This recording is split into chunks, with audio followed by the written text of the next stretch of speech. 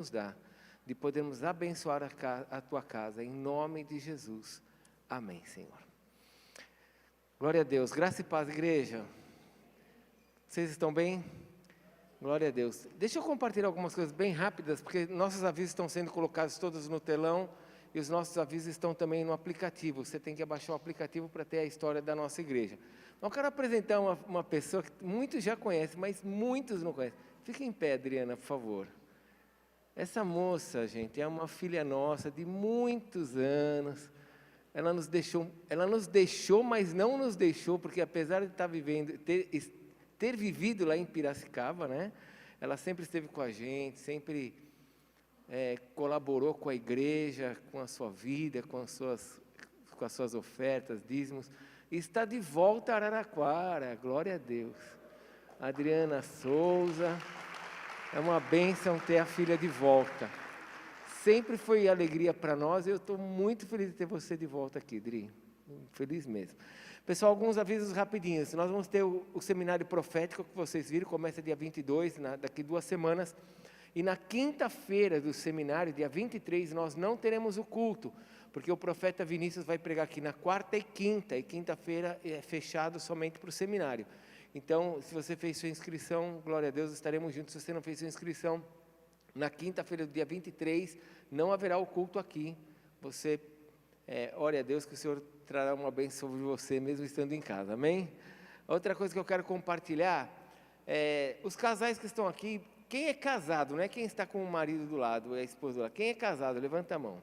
Pessoal, nós temos uma bênção, né, que aconteceu. Nós temos agora o Dia dos Namorados que está chegando, mas você sabe que o Dia dos Namorados é uma festa que infelizmente, assim como muitas outras festas, tem uma conotação, uma figura, toda uma questão espiritual por trás do Dia dos Namorados, né?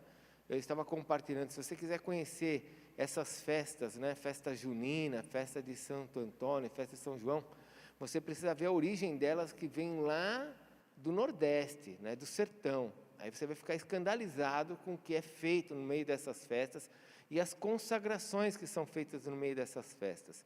Inclusive, no dia 12 é o dia do Santo Antônio, onde as pessoas distribuem pão para poder casar. Aqui distribuem pão. Lá no sertão, se você conhecer a história, você vai ficar horrorizado. Você vai falar, isso não pode ser uma festa cristã, né? E não é. É uma festa de consagração, uma festa que é totalmente contrária a Deus.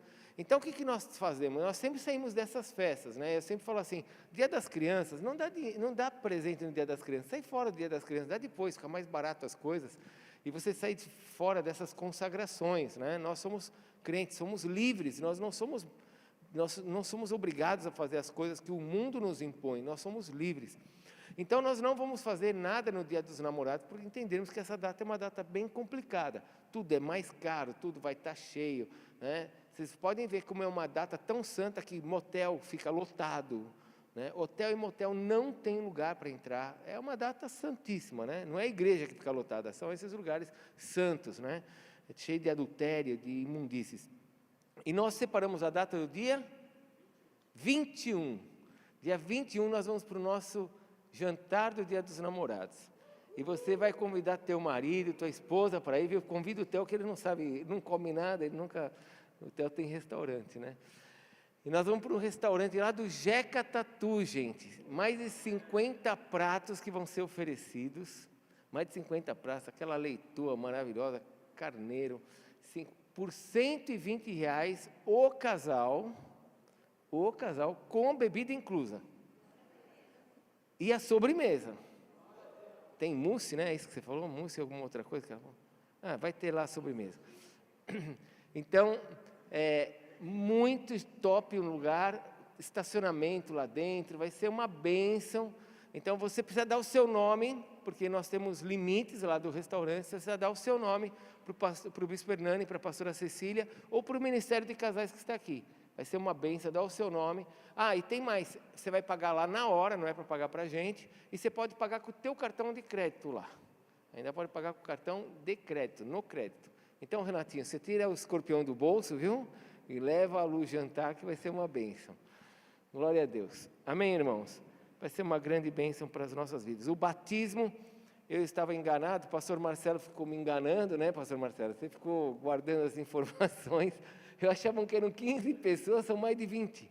É isso? Mais de 20 pessoas que vão ser batizadas para a glória do Senhor Jesus. Agora o pastor Marcelo e a Jussara estão ali tentando arrumar as datas, né, para a gente poder começar os batismos. Vamos começar ainda nesse mês, já vamos começar a fazer batismos. E você que deu o nome vai ser procurado para poder participar do batismo. Por favor, fique em pé, abra a Bíblia, a sua Bíblia no capítulo 37 de Ezequiel. Ezequiel capítulo 37.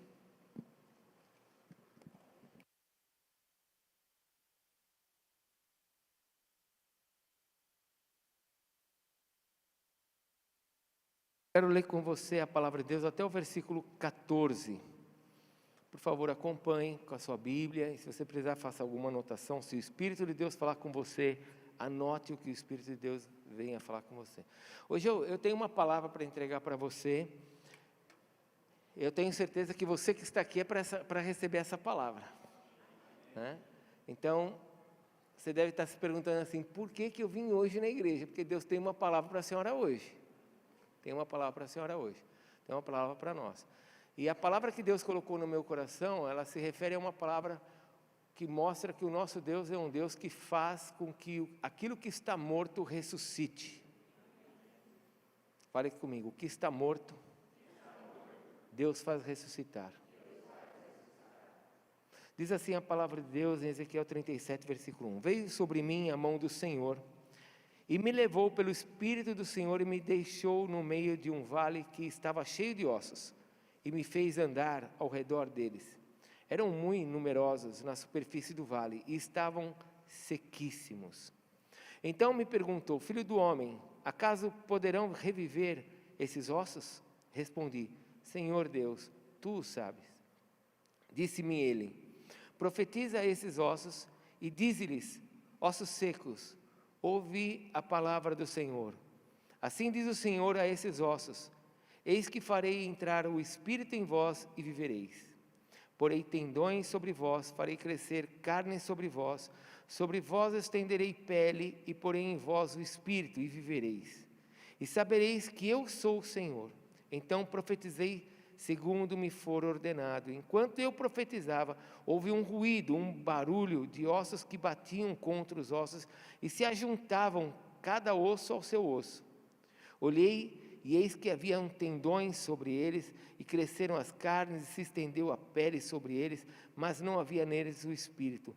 Então ele me disse, profetiza ao Espírito, profetiza ao Filho do Homem e dize-lhes, assim diz o Senhor Deus, vem dos quatro cantos, ó Espírito, e assopra sobre eles, sobre estes mortos, para que vivam.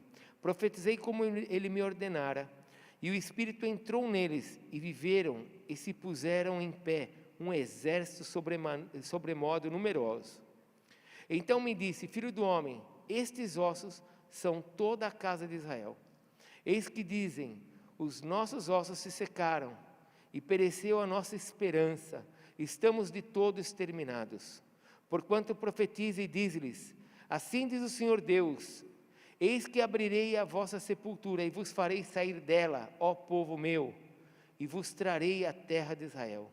Sabereis que eu sou o Senhor, quando eu abrir a vossa sepultura e vos fizer sair dela, ó povo meu.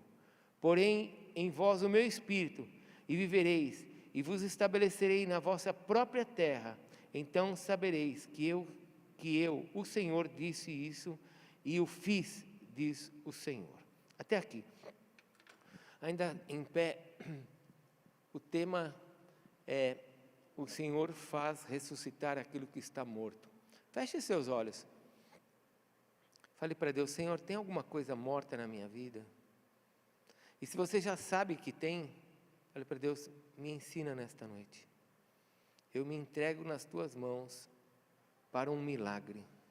Fale para Deus, eu me entrego nas tuas mãos para um milagre. Você não veio aqui por acaso, Deus te trouxe. Ele tem uma palavra para você. Abre o teu coração agora, fala, Senhor, eu estou aberto. Faz a tua obra em mim, Senhor. Em nome de Jesus. Amém, Senhor. Pode se assentar.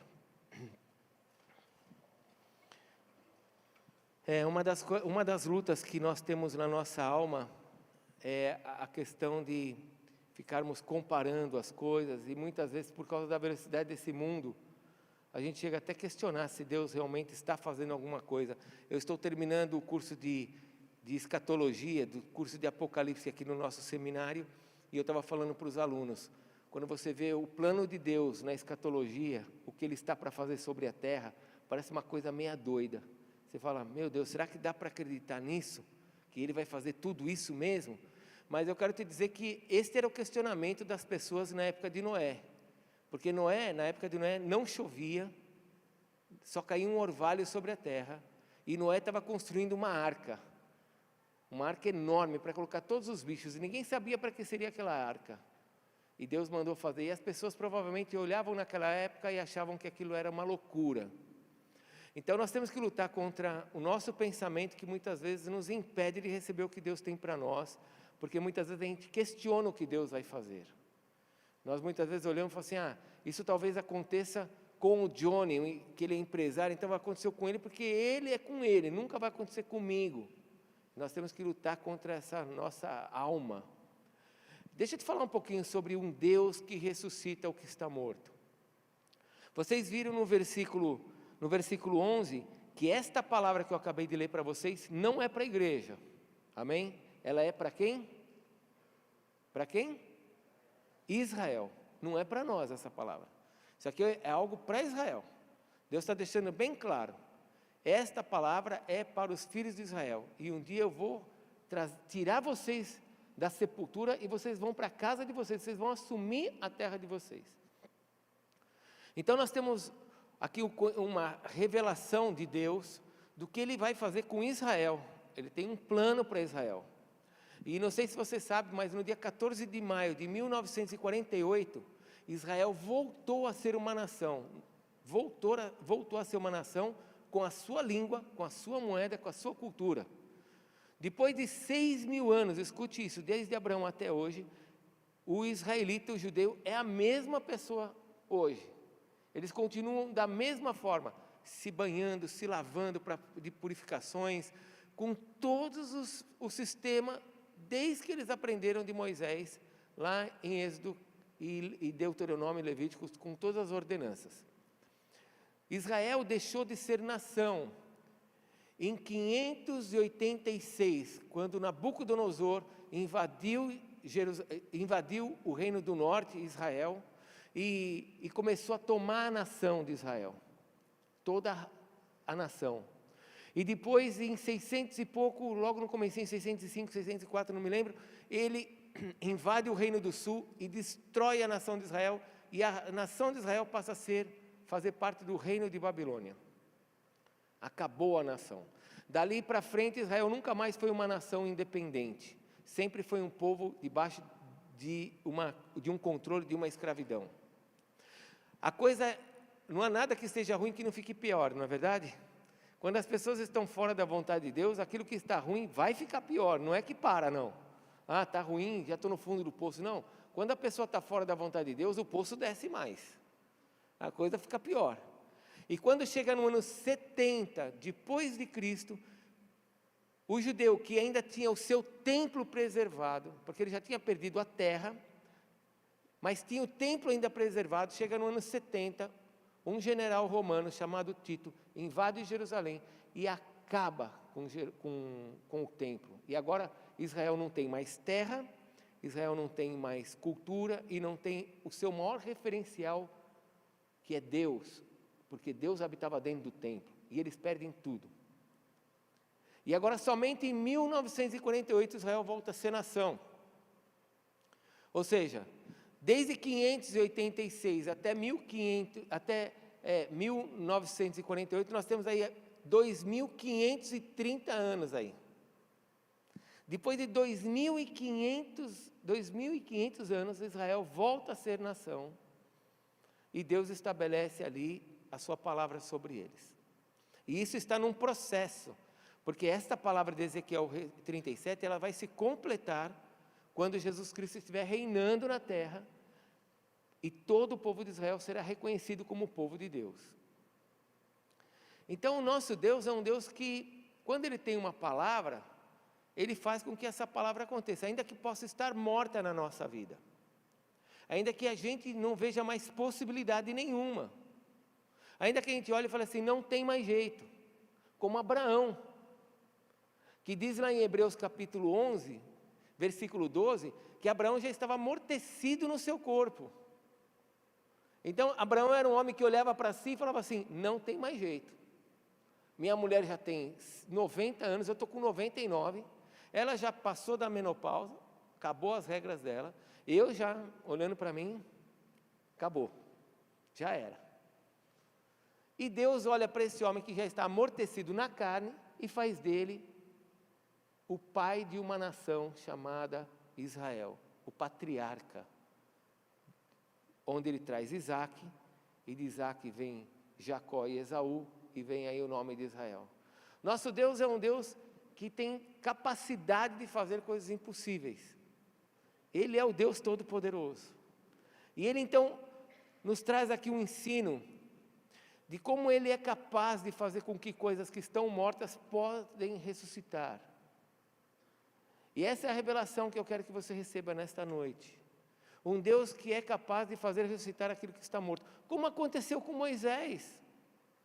Moisés viveu 40 anos dentro do palácio, achando que ele era alguma coisa. Sou filho do filho de Faraó, 40 anos, não fez nada. Aí ele foge com 40 anos, vai ficar mais 40 anos no deserto. E ele se vê numa condição de total desconhecimento da nação, de quem ele era, e também sem ter nada, porque o que ele tinha era algumas ovelhas que ele cuidava, que era do sogro. E aí com 80 anos Deus chama Moisés para ser o libertador de um povo, porque ele nasceu para isso, para libertar Israel do Egito. Ou seja, aquilo que estava morto na vida de Moisés, aquilo que estava morto na vida de Abraão, aquilo que estava morto na vida de tantas outras pessoas, Deus ressuscita. E o processo é sempre o mesmo. Eu quero usar o processo aqui para você ver como é que Deus faz, para que você se abra para a forma como Deus age. Porque deixa eu te falar uma coisa, nosso Deus é um Deus todo-poderoso. O nome dele, uma das formas que ele se revela para Abraão, quando Abraão achava que ele não ia ter mais filho, Deus fala para Abraão assim, eu sou o Deus todo-poderoso. Ou seja, não há nada que eu não possa fazer. O nosso Deus é o todo-poderoso, mas o único que pode impedi-lo de agir de forma com que o seu poder se manifeste nas nossas vidas, somos nós mesmos, com a nossa incredulidade. Porque aonde existe incredulidade, diz em Hebreus, que aonde não existe fé, Deus não tem como operar, Deus não tem como agir. Ele não tem como agir. Não há como Ele fazer algo na sua vida, se você não acreditar. Mas eu quero que você entenda o processo dele ressuscitar coisas mortas. E se você tiver alguma coisa morta na sua vida, entenda que esse processo precisa acontecer também na sua vida, como aconteceu em Abraão, como aconteceu em Moisés, e como eu poderia citar a vida de todos os outros, que o processo foi praticamente igual com todos, às vezes acrescentando uma coisa a mais para um e tirando de outro, mas o processo é sempre o mesmo. Fale para quem está perto de você, Deus ressuscita aquilo que está morto. Pergunta para o teu irmão, tem alguma coisa morta na sua vida? O que você já sentenciou e você falou? Então, mesmo que você tenha falado, agora você precisa mudar isso. Você precisa entender a perspectiva do céu sobre a sua vida. Existe uma perspectiva do céu sobre você. Existe uma perspectiva sua sobre você mesmo. Você se olha. Mas tem a forma como Deus nos olha. Tem horas que Deus usa a boca dos outros para nos falar como Ele nos vê. Esses dias uma pessoa chegou para mim e falou assim, apóstolo, você está emagrecendo. Eu falei, isso vem do céu. Glória a Deus, Senhor. Nem sei se é verdade, mas tem que ver a perspectiva que vem de Deus para você, amém? Porque você se olha e fala, está ruim o negócio. Mas Deus tem a perspectiva dEle para você, e você tem que buscar olhar o que Deus tem para você, amém? Deixa eu te mostrar algumas coisas que acontecem na vida de quem tem coisas mortas. A primeira coisa que Deus precisa fazer em você, para que você mude e veja isso ressuscitar, você precisa olhar a situação como ela realmente está. Essa é a primeira coisa que Deus faz nas nossas vidas. E se você perceber, quando você se converteu, foi a primeira coisa que Deus fez na sua vida. Te mostrar como sua vida estava. Sim ou não? Você olhou para o teu casamento, você se converteu, você olhou para o seu casamento e falou, meu Deus, que situação que eu estou vivendo. Aí você olhou para os seus filhos, olhou para a sua finança, olhou para você mesmo. A primeira coisa que Deus quer que nós façamos, para que Ele faça ressuscitar as coisas em nós, que nós tenhamos a consciência de como a situação está. Nós precisamos olhar realmente como ela está. Deus pega Ezequiel e leva ele para o meio de um monte de ossos secos. E esses ossos não estavam somente secos, mas a Bíblia nos diz que eles estavam sequíssimos. Ou seja, já era uma coisa que vinha acontecendo há anos. Talvez tenham coisas que estejam acontecendo na sua vida já há anos. Talvez tenham coisas na sua vida que já vem acontecendo há tempo. E porque está acontecendo há tempo, você já sentenciou e disse, não tem mais jeito. Mas é isso que Deus quer que você veja, que faz tempo, mas Ele é o Deus Todo-Poderoso, Ele é aquele que pode fazer ressuscitar aquilo que está morto, e essa é a primeira coisa que Ele quer que a gente faça, que Ele quer que a gente enxergue. Ele diz, versículo 1, veio sobre mim a mão do Senhor e me levou, né? O Senhor me deixou no meio de um vale, e esse vale estava o quê? Cheio de ossos secos. Eu preciso olhar o que está à minha volta, segundo a perspectiva de Deus. Quando Deus começa a me revelar alguma coisa, é porque Ele quer mudar aquilo na minha vida. Eu lamento se você, como um cristão, já viu coisas erradas na sua vida e acomodou e disse, é assim mesmo. Está ruim, vai ficar ruim. Não, se Deus está te mostrando que está ruim, é porque Ele quer mudar isso na sua vida. Ele quer fazer um milagre em você. O único que não quer que você entenda isso é Satanás. Lá em 2 Coríntios, o que ele fala, Paulo fala em 2 Coríntios? Que Satanás cega o nosso entendimento, para que não resplandeça o quê? A simplicidade do Evangelho, que Deus tem para nós. O diabo nos cega, ele fecha os nossos olhos, para que a gente não consiga ver o que Deus tem para fazer em nós. Ele fez isso no incrédulo, Ele faz isso naqueles que não conhecem a Deus, 2 Coríntios 4,4, e Ele faz isso também em nós. Ele tenta cegar a nossa alma, para que a gente olhe e comece a colocar dificuldades. Eu não tenho mais idade. Eu lembro uma vez um homem na nossa igreja, ele já mudou de cidade, e uma vez eu lembro que ele falou assim para mim, ele se assentou comigo e falou assim para mim, o que eu tinha que conseguir na minha vida, eu já consegui. Ele era um empresário. Ele falou assim, eu já consegui o que eu tinha que conseguir na minha vida, agora estou com 50 anos, daqui para frente, agora é só desfrutar. Eu olhei, eu lamentei aquilo que ele me falou. Assim, como assim? Como assim? Eu com 50 anos já cheguei onde que eu tinha que chegar. Agora com 50 anos, com experiência, com sabedoria, com aquilo que você tem, agora é hora de você avançar. Se você ralou muito quando era jovem, agora com 50 anos é hora de você desfrutar da sabedoria para avançar. Para perguntar para Deus o que Ele tem para você, para os teus negócios, para a tua família, para o teu casamento, para esse tempo que você está vivendo sozinho. O que Deus tem para você? Porque em nenhum momento o Senhor planejou para você uma vida de destruição ou de tristeza. Em nenhum momento Deus anotou lá no livro da vida que você vai ser uma pessoa para sofrer. Pelo contrário, se Ele anotou alguma coisa, Ele anotou dizendo que você vai ser abençoado e feliz com Ele. Porque não há pessoa que tenha uma experiência com Deus que não seja feliz com Ele. Então você precisa se abrir para isso. Olha a situação, pode olhar, não tem problema. Deus está me mostrando que meu casamento está com problema. Deus está me mostrando que a minha vida financeira nunca avançou. Deus está me mostrando que eu tenho algumas áreas na minha alma de inferioridade, de rejeição. Deus está te mostrando? Esse é o osso que está seco, sequíssimo, faz tempo, não importa. O nosso Deus, Ele é poderoso para te curar e para mudar essa situação da sua vida. Mas tem uma segunda coisa que Ele faz, e agora você precisa entender, quando Ele começa a te mostrar alguma coisa, é porque Ele quer mudar isso na sua vida. Amém? Pergunta para o teu irmão, você entendeu isso? Você está entendendo que esse é o processo dele? Não há como Ele mudar algo na nossa vida se a gente não percebe o que está acontecendo. Então Ele começa a nos revelar. Segunda coisa que Ele vai fazer está no versículo 3. Olha o que está escrito. Então me perguntou, filho do homem, acaso poderão reviver estes ossos? E aqui Deus agora vai derramar fé no coração de Ezequiel. Deixa eu te falar, quando você vê um problema, você se enche da fé de Deus, daquilo que Ele já escreveu na palavra para você, ou você se enche da esperança desse mundo, da sua ótica, da sua perspectiva? Como é que você age? Porque Deus derramou fé no coração do profeta. Imagine, você precisa imaginar isso. Às vezes a gente vê alguma cena na internet da guerra, e você vê aquelas valas, e as pessoas sendo jogadas dentro de uma vala, mas dá uma dor no peito. Esses dias nós vimos a morte de um filho aí, de um repórter, parecia que era um filho nosso, né? Só de saber que a pessoa está sofrendo, você fala, meu Deus, que sofrimento dele deve estar tendo.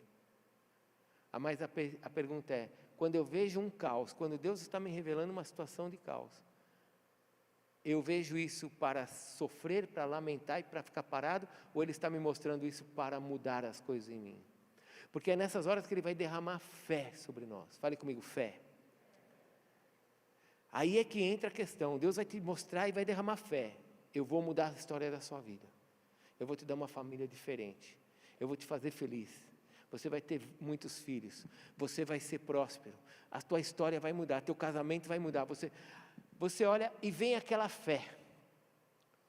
Pela graça sois salvos mediante a... Isso não vem de vós, é dom de Deus. A fé e a graça vem dEle, não é nosso. É Ele que nos dá. E agora Deus pergunta assim para Ezequiel, e aí Ezequiel, você está vendo tudo isso daqui, esse caos, esses ossos sequíssimos, e aí, você acredita que isso volta a viver? E Ezequiel não diz assim, eu acho que não dá não, Senhor. Ele não fala assim, está muito seco, hein? Ele não olhou e falou assim, não sei. Ele olha e ele diz assim, tu sabes. E essa palavra no hebraico está dizendo assim, é o Senhor que vai fazer o que o Senhor quer. Ele vive se o Senhor quiser que viva, e não vive se o Senhor não quiser que viva. Essa foi a declaração dele. Tu o sabes. É com o Senhor. Deus então derrama nele fé. E ele responde bem diante dessa fé. Tão bem que o processo avança. E o Senhor fala assim para ele, então agora coloca a tua fé em prática. E começa a profetizar sobre esses ossos. Meu irmão, esse é o processo para fazer as coisas reviverem na nossa vida. É entender qual é o tamanho do buraco, do caos, da situação que nós vivemos. Olhar para ela. Encher-se da fé que vem do céu, de que o Senhor pode mudar essa situação. E começar a andar de forma que você veja isso mudando. Não é ficar lamentando, chorando, esperando um milagre do céu. A fé, ela tem obras. Fé sem obras é? Fé sem obras é? Se você não sabe o versículo, diga assim, fé sem obras é morta. Fé sem obras é? Morta. Se você falar que você tem fé e não tem obras, o próprio Tiago diz assim, se você diz que você tem fé e não tem obras, eu te digo que eu tenho obras e eu te mostro a minha fé por meio das minhas obras. As minhas obras mostram o tamanho da minha fé. Eu lembro quando nós começamos a fazer o planejamento da igreja. Irmãos, vocês acham que eu olhava para isso daqui e falava assim, isso aqui vai ser fácil, nós temos uma igreja que só tem milionário, então vamos construir rapidinho. Mas eu tinha uma certeza no meu coração. Desde quando nós compramos a tenda, nós já compramos a tenda sabendo que um dia íamos construir uma igreja. E eu ia sempre declarando. Eu declarava e me movia naquela direção. Então, se você está vendo um problema na sua vida, no seu casamento, na sua alma, você tem que declarar que o Senhor vai te curar, que o Senhor vai mudar a tua história, e você tem que começar a andar nessa direção. Não adianta somente ficar falando. Falar até papagaio fala, mas não escreve. Não adianta só você olhar e falar, eu sei que Deus um dia vai mudar isso na minha vida. O que você está fazendo para isso acontecer?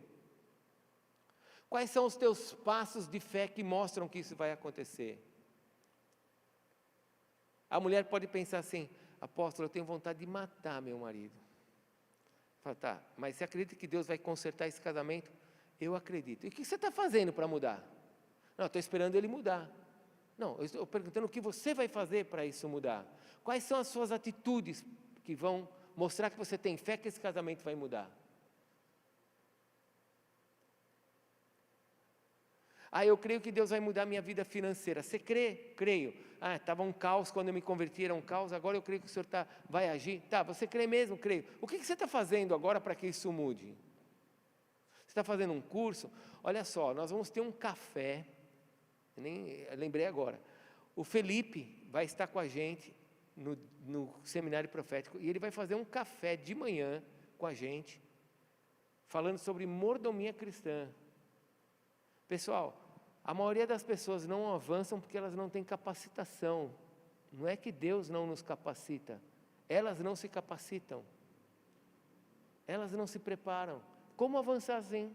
Num mundo como esse, cheio de concorrência, num mundo desleal, num mundo de pessoas desonestas. Pessoal, o mundo é desonesto. Eu não sei se vocês viram hoje no UOL a reportagem de um cara que colocou um computador para vender por 6.000 e poucos reais. Vocês viram essa reportagem? Olha só como que é o brasileiro. O cara foi comprar um computador, 6.000 e poucos reais, mas era um computador da Apple. Ele olhou e falou assim, está muito barato, isso aqui parece ser um golpe. O cara vai comprar um computador e ele fala, parece que é um golpe. Você sabe o que ele fez? Ele deu um golpe no cara do computador e tirou 70 reais do cara.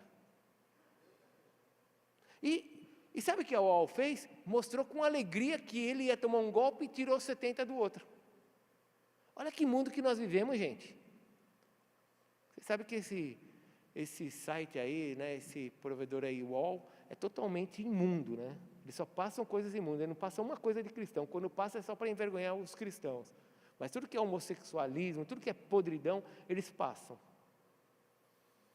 Aí, vangloriando-se de que o homem que ia tomar um golpe, deu um golpe de 70 reais. Não importa se é 70 reais, se é 7 reais, é desonesto.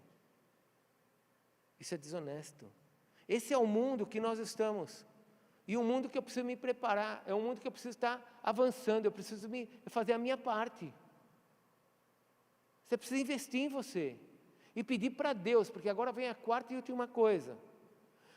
Deus não somente deu a ele fé, mas mandou ele exercer essa fé, então começa você a fazer os ossos se juntarem. Vai lá, você crê mesmo que Deus vai fazer isso na sua vida? Eu creio, então vai, faz alguma coisa aí. Levanta aí, Ezequiel, começa a profetizar. Ossos, se juntem uns nos outros, e comece a voltar. E aí ele começa, coloca em prática.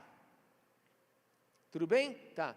Mas tem uma quarta coisa que é importante, é o Espírito de Deus que tem que se mover sobre nós.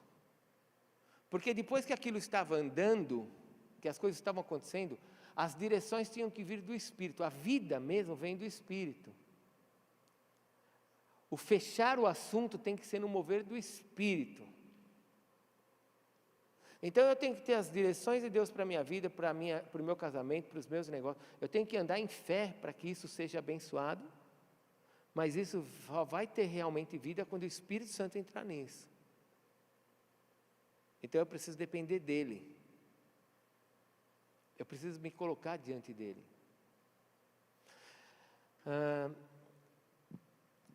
Eu creio que Deus sempre se moveu dessa maneira sobre os homens.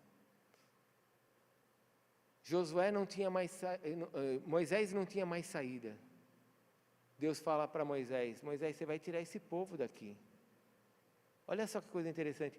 Deus falou para Moisés, você vai tirar o meu povo de Israel do Egito. E agora Moisés está num beco sem saída diante do Mar Vermelho. Deus falou para ele, levanta a vara que eu te dei, que esse mar vai abrir. Ele não olhou e falou, isso é impossível.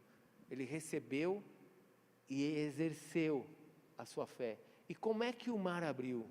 Um vento impetuoso começou a bater naquelas águas e fazer 2 paredes de águas. Vento simboliza o Espírito. o comando, a ação vem de Deus. Sempre foi assim, sempre será assim. Eu tenho que olhar a situação que está à minha volta, realmente está ruim. Tomar conhecimento disso. E uma vez que eu estou tendo conhecimento, eu preciso entender que Deus quer que isso mude. Segunda coisa, eu preciso me encher da fé que Deus se revela através das suas escrituras para mim. Não é a fé da Band, a fé da Globo, a fé desses falsos profetas que estão sobre a terra. O mundo jaz no maligno. O lugar mais seguro que você tem de revelação e palavra dentro da igreja, lá fora o mundo jaz no maligno. É isso que a Bíblia diz. Se encha da fé que está nas Escrituras. A fé de que não existe limite para ter filhos, a fé de que não existe limites para você se enriquecer. Abraão já era rico, ficou mais rico ainda. A fé de que morto ressuscita, a fé de que doentes são curados. Essa é a fé que estão nas Escrituras. Eu tenho que tomar posse disso. E agora eu tenho que andar nessa fé e no mover da vida do Espírito. É assim que eu tenho que fazer. Quando eu faço isso, eu estou pronto para ver milagres na minha vida. Eu estou pronto para ver coisas ressuscitarem. Ah, mas o médico falou da minha filha. Ah, mas o médico falou da minha filha. Ah, mas o médico falou do meu corpo. Amém, a ciência está aí para mostrar o que ela conhece. Mas o nosso médico falou que para ele não existe nada de impossível. E nós vamos ficar onde? Na ciência, e vamos entregar o ponto e falar, Deus me destinou para isso? Não, enquanto nós não chegarmos no céu, nós não vamos parar de exercer a fé que Ele nos deu, de andarmos segundo essa fé e no mover do Espírito. No mover do Espírito. Usamos a ciência? Lógico que usamos. Uma mamãe me procurou esses dias e falou, olha, minha filha vai ter que fazer alguns exames que são muito dolorosos para minha filha. Eu já estou sofrendo há 2 anos, porque eu sei que ela ia chegar nesse momento da vida dela. O que você faria, apóstolo? Eu falei, eu faria o que o médico está falando. Eu vou para Ribeirão e faço o que o médico está falando. Mas também eu não vou parar de orar até que o milagre chegue na minha casa.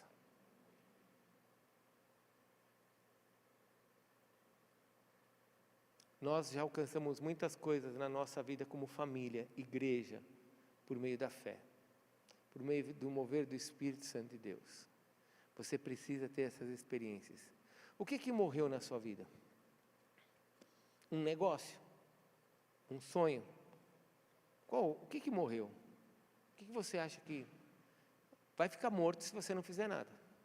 Vai ficar morto. Mas se você decidir fazer algo, Deus vai mudar isso na sua vida.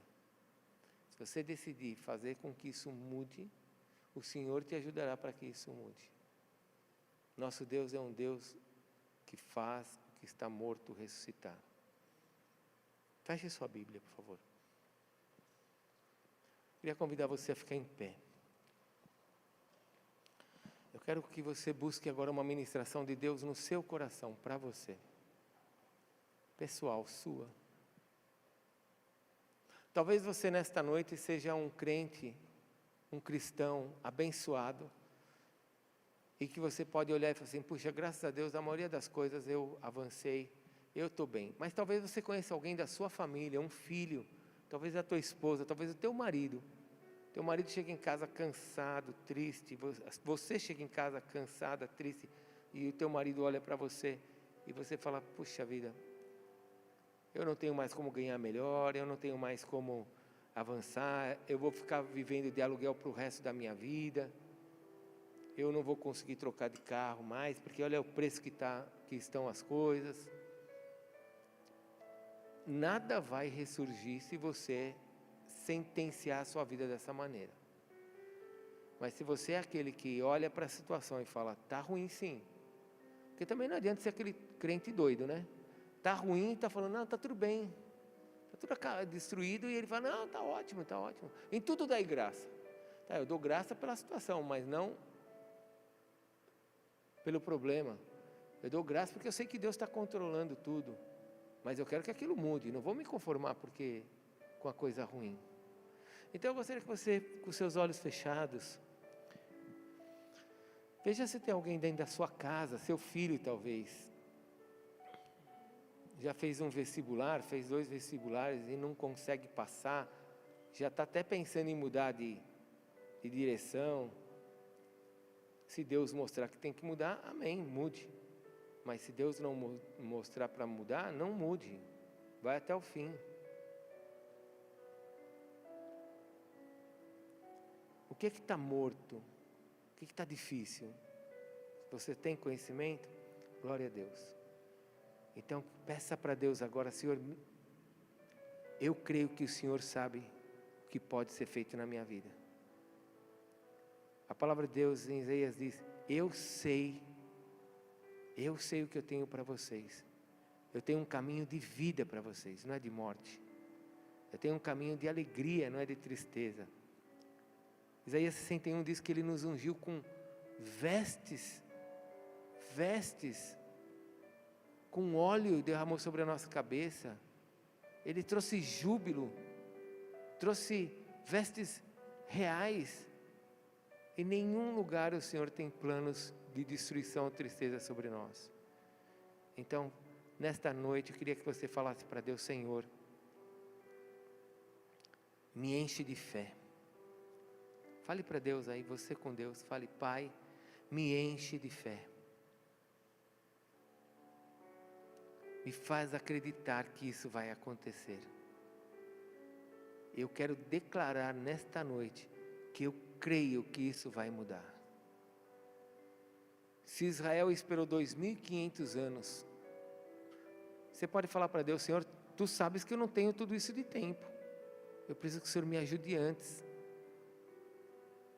Eu preciso que o Senhor faça esse milagre antes na minha vida. Porque mais 50, mais 60, mais 70 anos, nós vamos estar com o Senhor. Então, tem que acontecer agora. Tem que acontecer rápido. Se encha de fé.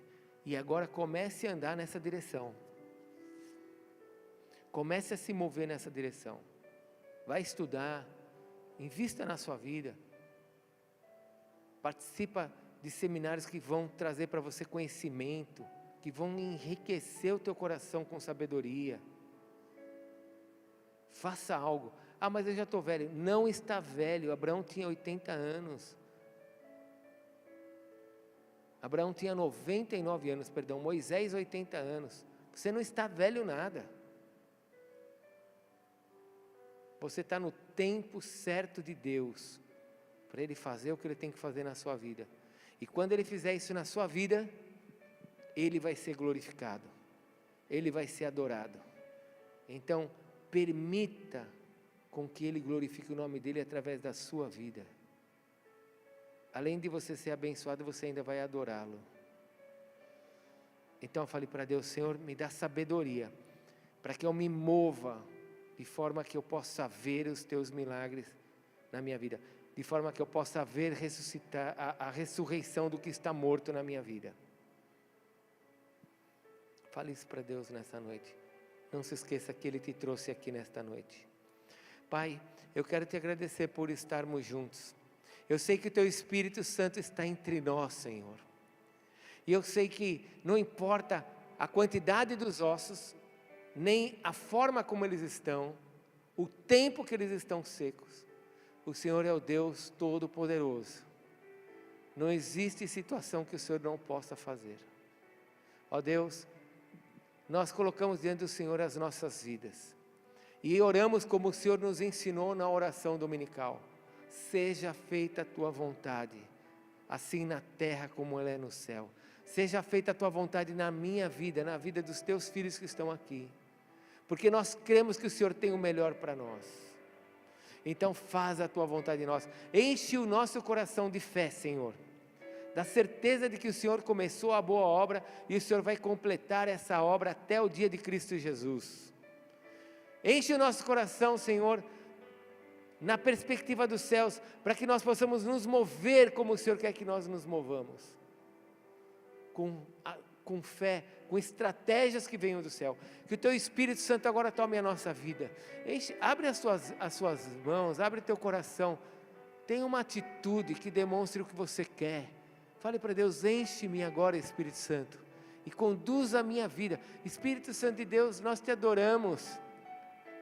Deus Consolador, Deus de promessa, Deus que se move e está em nós. Espírito Santo de Deus, conduz-nos agora, Senhor, para que as nossas atitudes respaldem a nossa fé, para que as nossas atitudes mostrem o que nós cremos e esperamos.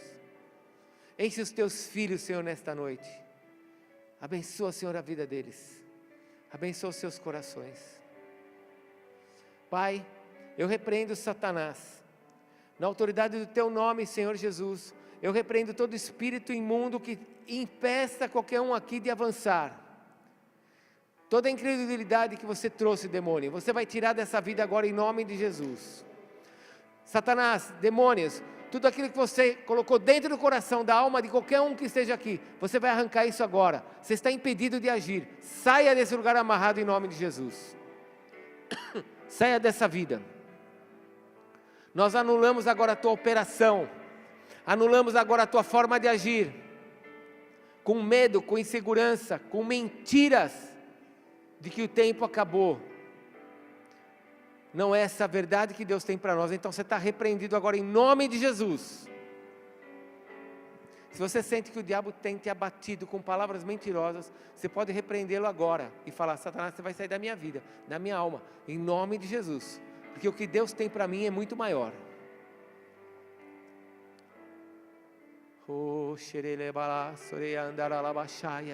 Espírito de Deus, se move nesse lugar agora, Senhor. Espírito Santo de Deus, toma os teus filhos aqui, Senhor.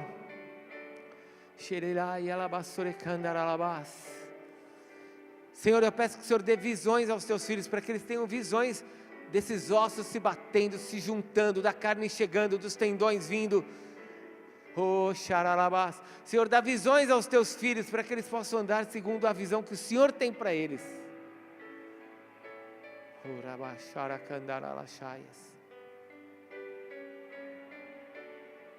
Nós dependemos de Ti, Senhor, e colocamos a nossa vida diante de Ti, Senhor.